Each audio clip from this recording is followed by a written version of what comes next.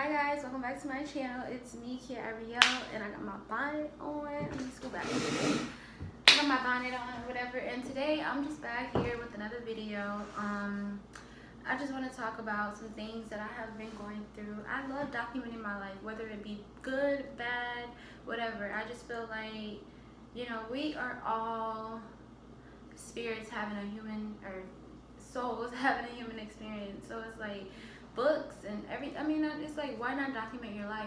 At first I used to be so like private, and I want my life to be personal and private. I don't want no one knowing what's going on with me, but it's like, who cares? No one is perfect. We all have stories to tell. We all go through things. So it's like, I figure, why not just share my story? And if people judge me, oh well, so be it. Who cares? So I don't even know where to start. Like, I guess I could start by just like a parent and child relationship. Like, for me, I watch it. Like, I learn from like how I structure who I want to be and how I want to be is I watch and monitor other people, and I take bits and pieces from everybody that I interact with, everybody that I encounter, and it's like, okay, I want to be like that. I don't want to do this. I want to do that. It's just like I just like take pieces and then I conform, or that's how I want to be as a sister, wife, girlfriend, professional, mother, like however. I learn from others, I study others' successes and their mistakes, and then I go from there. So for me, pretty much like, I guess I'll just speak on a relationship with my mother. The relationship with her that I have is not really a relationship. Like, growing up, it was more so of me trying to get her improvement, and it was nothing that I could do that would make her happy or make her proud of me. It was nothing that I can say, nothing that I can do, and it was like I had to be perfect. And even if I was damn near like perfect, meaning cleaning up her house, having a good image, being like obedient to whatever, do whatever she said, listen to her, don't disrespect her, that was easy to me because that's just my nature and that's how I grew up. But it was like, my brother and sister can talk to her any kind of way, steal her money, still disrespect her, not clean up, do whatever, like, and she just loved him so much. But with me, it was like, she was extremely hard on me. And like, I remember one time I told my friend that I felt like my mom didn't love me because she never hugged me, she never told me she loved me, she never treated me with care. All she did, like, she made sure I had a stable environment, to live in, and she made sure I had clothes. But other than that, it was like, it wasn't like nurturing and caring. I couldn't go to her about anything. I was actually more so like scared of her. And then I feel like once I hit a certain age, I almost felt like my mom was like kind of like in competition with me. Like, she would, it just seemed like, I switched from her being my mother to me being like constantly being bullied, being taught verbally bullied, like being ganged up on by her and my siblings, and just always being put down. Sometimes, like one time, she literally dragged me out of the car. We had just left Florida. We had all got back home. She dropped my friends off, and then she came pick me up, took me to the orthodontist, and then she picked me up from the orthodontist. I always would sit in the back seat because I did not feel comfortable sitting in the front seat with her because just her energy and her, like, she was mean. She was a bully, so I was kind of scared of her. So I'm in the back seat or whatever. She pulls over on the side of the road, stops the car, and she's like, "So you gonna tell your friend that I don't love you?" And I just didn't want to entertain the situation because I know if I added fuel to the fire, it would just grow. So I just tried to sit there and remain calm and just like, hopefully she would have kept driving. I could have got home, and that would have been that. So she pulls over. Like I said, she said, "So you gonna tell your friend that I don't love you?" And I try to like forget about it. She gets out of the car, comes around, unbuckle my seatbelt, drags me out the car, throws me on the ground, mushes my head into the ground. Her knee was in my back, just being mushed into the ground. And then she just like leaves me on the side of the road, like drug me out of the car, left me on the side of the road. And I had to walk all the way home. I was tired. I even had on a bonnet. That's funny. I had on a bonnet. I had on like, just like sweats and a shirt, just traveling clothes. And I had to walk all the way home. It was a long walk. And especially in this area because they don't really have sidewalks. So I was walking, and she comes to meet me. But by that time, I was almost already home. So I was like, you know what, F it. I'm going to just keep walking or whatever.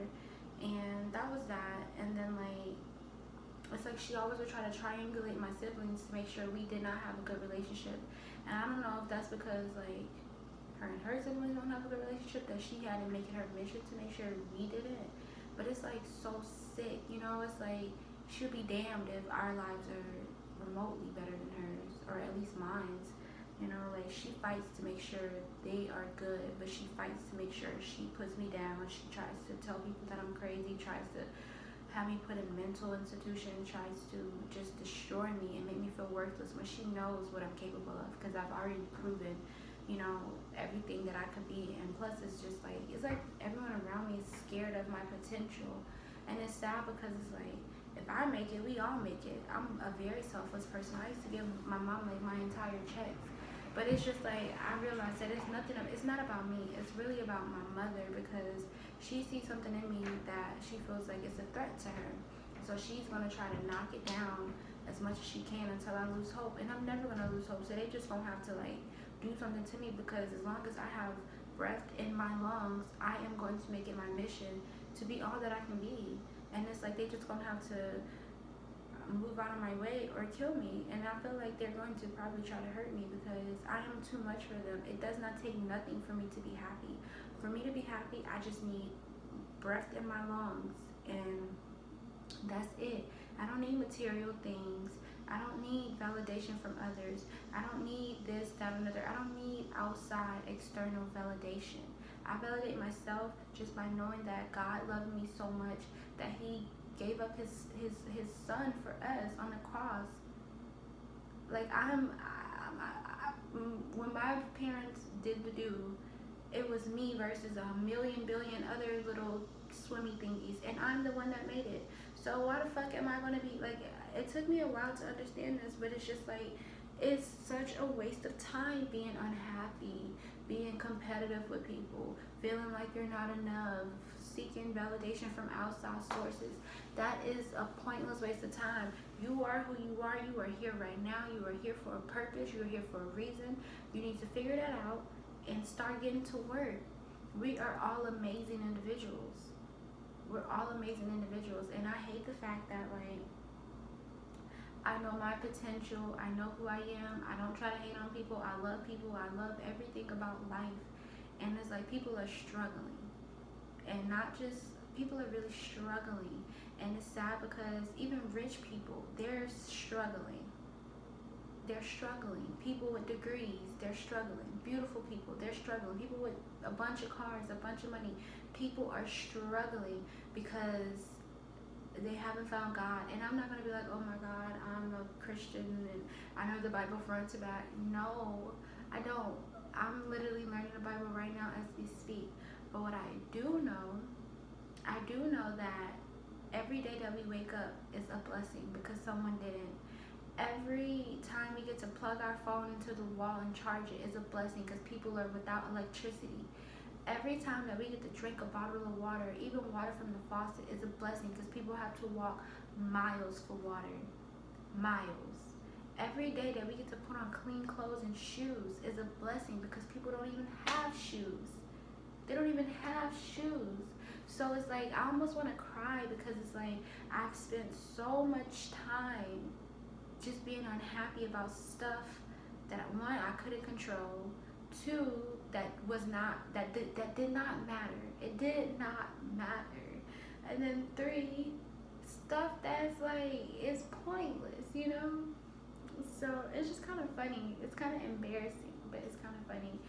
And I don't know, like all I could say is like I just want people to really experience the other side. And when I say the other side, what the fuck is that? Oh, I got something was on me. When I say the other side, I'm not saying like I want them to experience being so rich and happy and da da da da. Because Jim Carrey said he wished that everyone could get rich and have all their dreams fulfilled to realize that that's not the answer. So what I'm saying is, I want everyone to experience the other side of just feeling in your heart, feeling in your spirit, feeling in your soul, feeling in your body, feeling in your toes, in your nose, your ears, your bonnets, everything. Feeling in your booty, everywhere. Feeling in everywhere. In your boobs, feeling in your pecs, man, in your biceps. Feel it everywhere. Just like, oh my God, y'all gonna think I'm fucking weird. But anyways, as I was saying, I just want everyone to experience like just that love, that love for yourself. Like, what I'm saying is, I want everyone's cup to be completely full, because when your cup is full, it runneth over. Shout out to Ayanla. When your cup is full, it runs over.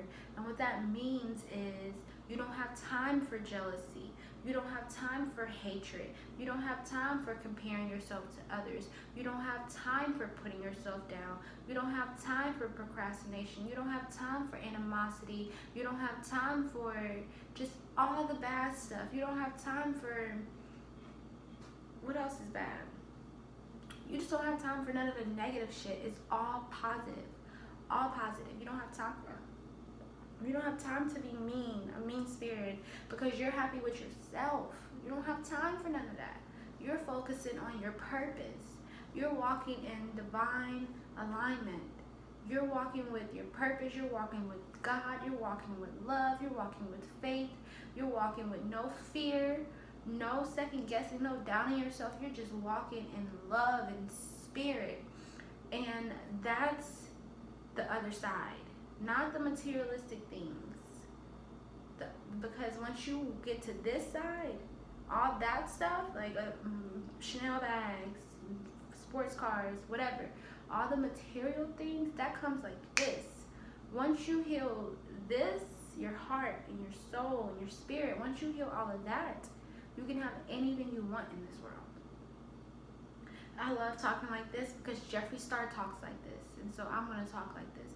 But once you heal your mind, your body, your spirit, you let go of negative people. You let go of negative energies. You let go of people that don't serve you. You let go of toxic situations. You let go of all the things that drag you down and don't make you better. You let go of it all.